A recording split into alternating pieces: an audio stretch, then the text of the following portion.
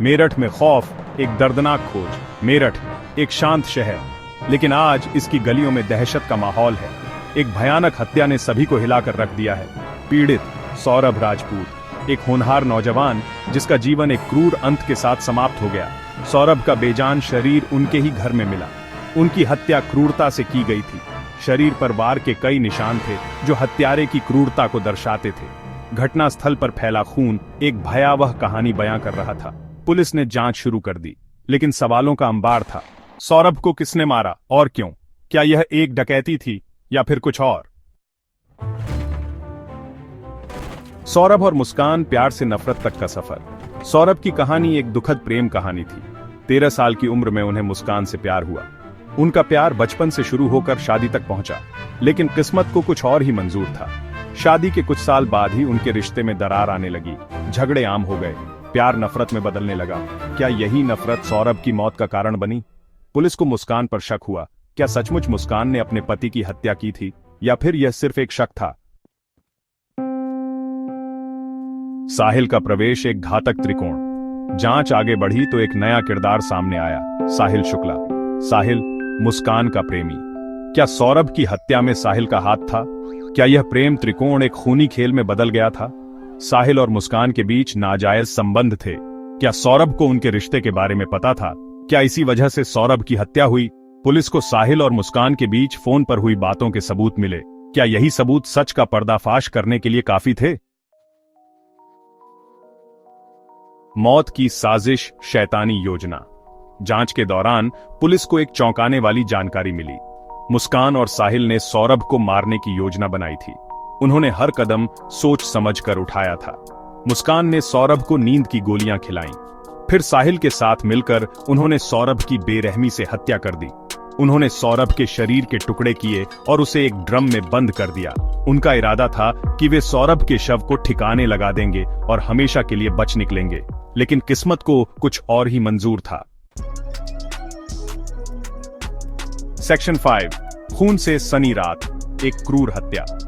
हत्या वाली रात सौरभ के घर में क्या हुआ था?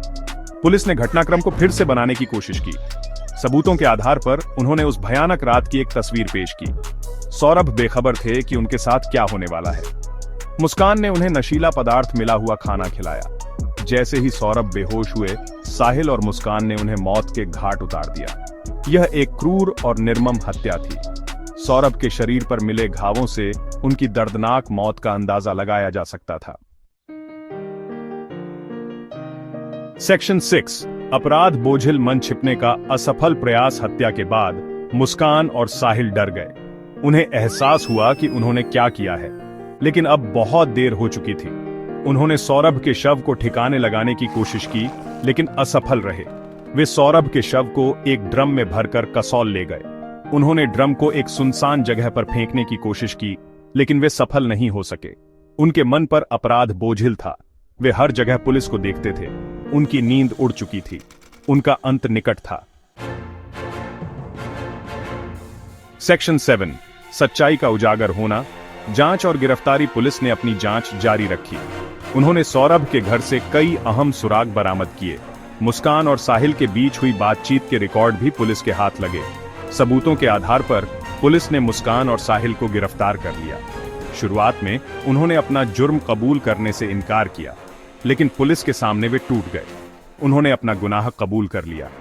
उन्होंने बताया कि कैसे उन्होंने सौरभ की हत्या की योजना बनाई और उसे अंजाम दिया। सच्चाई सामने आ चुकी थी। सेक्शन 8, टूटा हुआ परिवार। पीड़ा और अविश्वास। सौरभ की हत्या ने उनके परिवार को तोड़कर रख दिया। उनके माता पिता सदमे में थे। उन्हें यकीन नहीं हो रहा था कि उनका बेटा अब इस दुनिया में नहीं है। सौरभ की बहन का रो रो कर बुरा हाल था। पूरा परिवार गहरे दुख में डूबा हुआ था। वे न्याय की मांग कर रहे थे। वे चाहते थे कि सौरभ के हत्यारों को कड़ी से कड़ी सजा मिले। सेक्शन 9, न्याय की गुहार। एक अनिश्चित भविष्य। मुस्कान और साहिल अब जेल में हैं। उन पर हत्या का मुकदमा चल रहा है। उन्हें अपने किए की सजा जरूर मिलेगी, लेकिन क्या इससे सौरभ की जिंदगी वापस आ जाएगी? सौरभ की हत्या एक क्रूर और अमानवीय कृत्य था। यह एक प्रेम कहानी का दुखद अंत था। ये घटना हमें याद दिलाती है कि प्यार और नफरत के बीच की रेखा बहुत पतली होती है।